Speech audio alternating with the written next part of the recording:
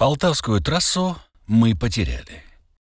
Распиаренная, при поддержках самого влиятельного президента Ермака и его вечно небритого помощника, суперважная дорога, на которой пиарились все, кому не лень, извечно новейшие команды спасителей страны, вся в бигбордах об этом. Трасса начала сыпаться и сыпется так сильно, что мы порвали на ней колесо прицепа, когда везли квадроцикл на Краматорск.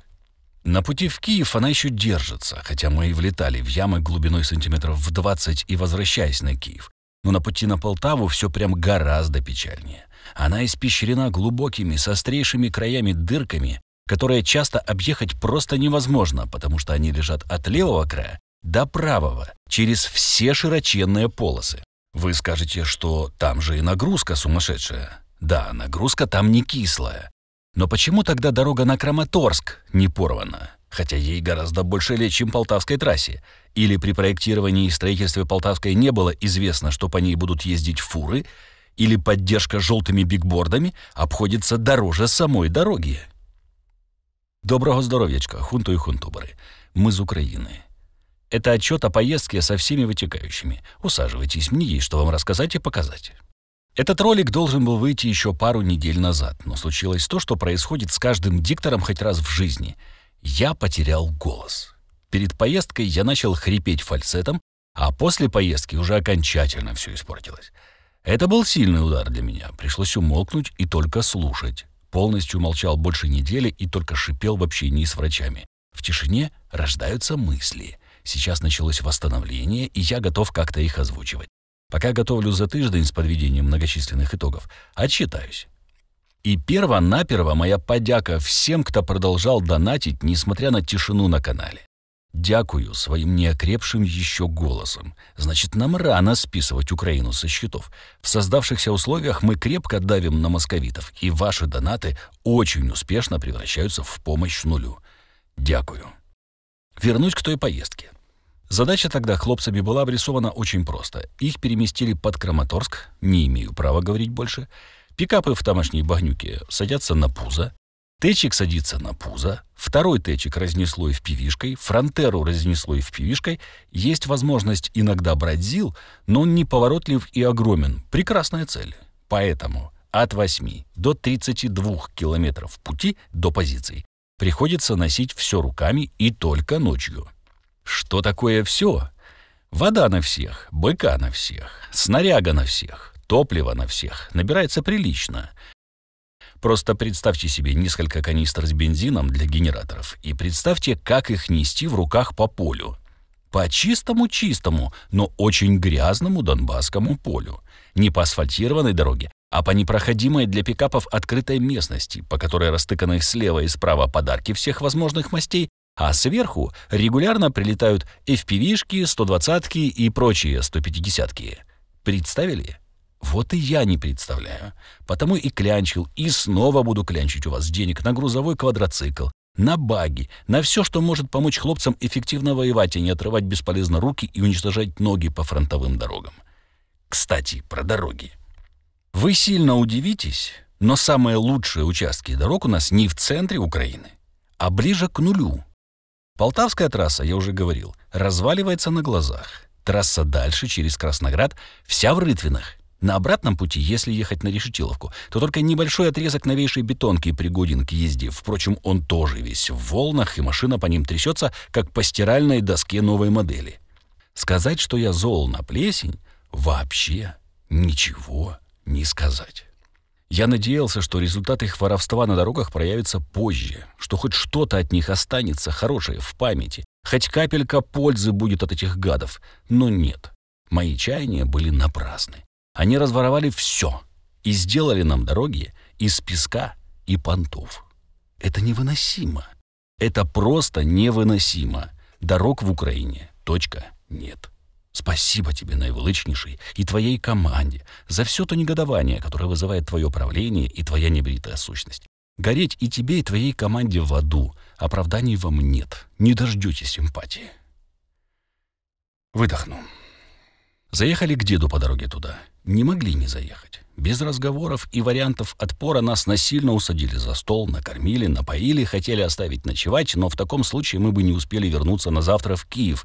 Поэтому Ногами, руками и попавшимися под руки штакетинами мы еле-еле отбились от такого предложения, хотя хотелось заночевать, это искренне. Они там все такие свои, что ли, родные. Никто не юлит перед тобой, никто не ноет. Дед дал команду, тут же схватились, понесли какие-то коробки, ящики, уже в бусе лежат рядами печеньки, кошачий корм в банках, соленья, варенье, пленка для блиндажей, яд от мышей. Уже нам со всех сторон рассказывают, как лучше куда проехать, где ни в коем случае не сворачивать. В общем, это не ежачки, это какие-то пчелы, блин. Диду, дай бог вам и вашим ежачкам здоровья и долгих лет счастливой жизни, а не вот это вот все.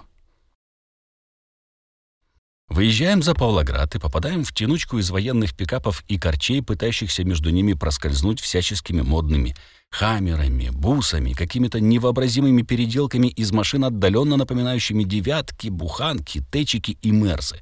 Тянемся, сыпет снег, взгляд иногда падает на приборную панель, и тут я понимаю, что выезжали из Киева мы в +5, а приехали в -5. Весь день по теплу падал снег, он таял, просачивался в поры асфальта, скапливался там и ждал, пока ударит вечерний мороз. И он ударил. Дорога стала катком. Сверху продолжал падать снег, который фронтовым транспортом втаптывался и укатывался в идеальную горку, а впереди ночь, а сзади груженный квадроциклом четырехколесный прицеп без тормозов. Кто-то водил в похожих условиях?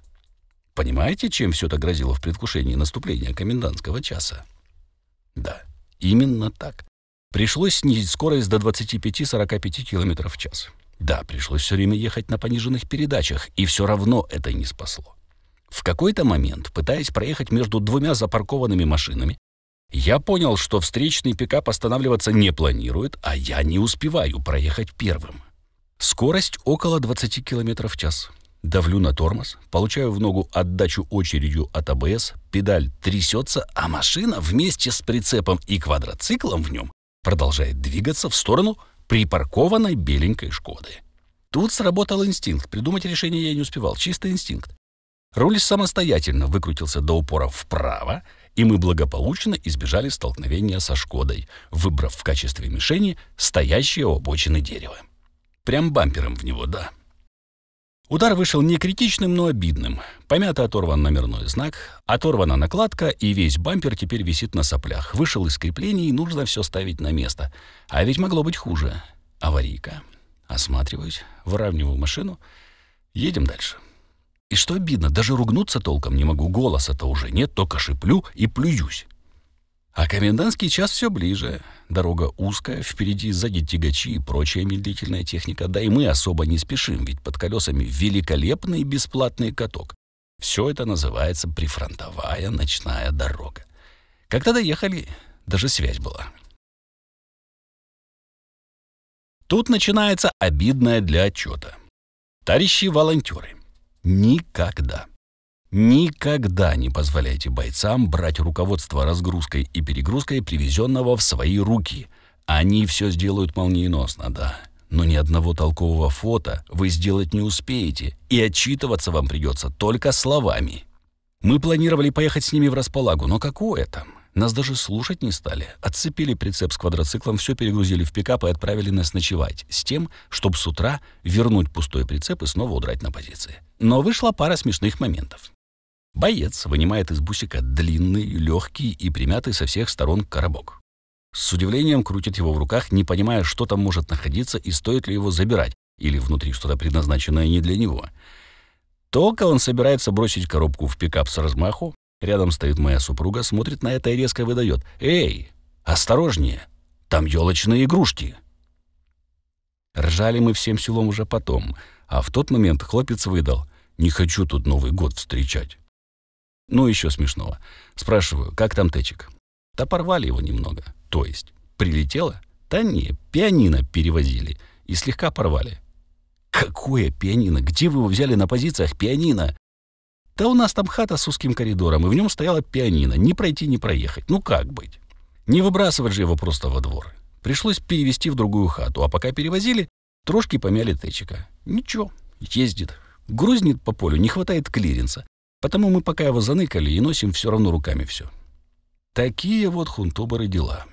Не стану в этом ролике вспоминать ситуацию в политике, в геополитике. На это у нас будет за тиждень, который, я надеюсь, смогу уже озвучить своим нормальным голосом.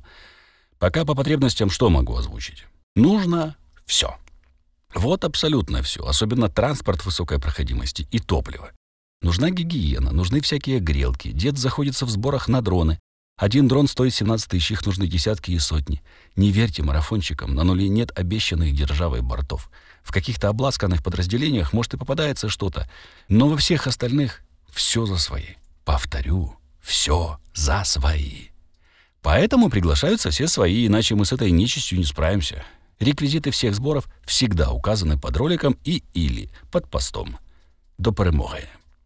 Слава Україні, слава ЗСУ. Зробіть донат і репост, якщо ви теж прагнете перемоги. Доля і ролика, і України в ваших лайках, донатах, коментах і репостах. Тож це і буде ваш внесок в перемогу України.